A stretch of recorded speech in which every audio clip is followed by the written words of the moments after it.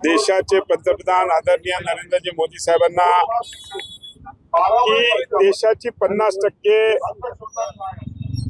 Population ही महिला असते आणि महिलांना पण सगळ्या क्षेत्रामध्ये समान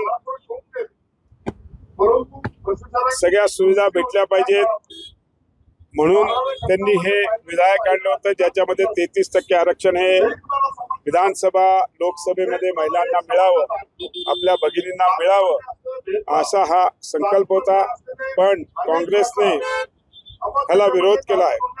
अतिशय दुर्दैवी गोष्ट आहे की देशातली आपली बहीण, आपली आई ही विधानसभेत किंवा लोकसभेत जावं असं प्रत्येकाची इच्छा होती, पण त्याला काँग्रेसने विरोध करून अतिशय दुर्दैवी गोष्ट आहे की काँग्रेसला या गोष्टीमध्ये एवढं लक्षात नाही आलं की देशाची पॉप्युलेशन 50% महिला आहे आणि नक्कीच त्यांच्या पाठीमागे उभं राहील। पंतप्रधान नरेंद्र मोदी यांनी देखील आज ट्विट केलं, त्यांनी प्रतिक्रिया देखील दिली।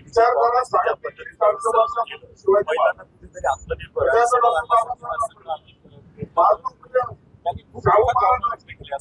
खरी गोष्ट आहे ना, महिला सक्षम व्हाव्या आणि येणाऱ्या काळामध्ये महिलांना समान ह्याच्या हिशोबाने न्याय मिळावा हा त्याचा प्रयत्न होता, पण काँग्रेसने त्याला विरोध केला। प्रियंका गांधी म्हणतात की लोकशाहीचा एक मोठा विजय झालाय, मोदी सरकारने लोकशाही कमकुवत करण्याचा आणि संघराज्य रचना बदलण्याचा कट रचला होता, जो आम्ही हाणून पाडला। प्रियंका गांधी पण कोणाची तरी बहीण आहे, तिला हे कळायला पाहिजे।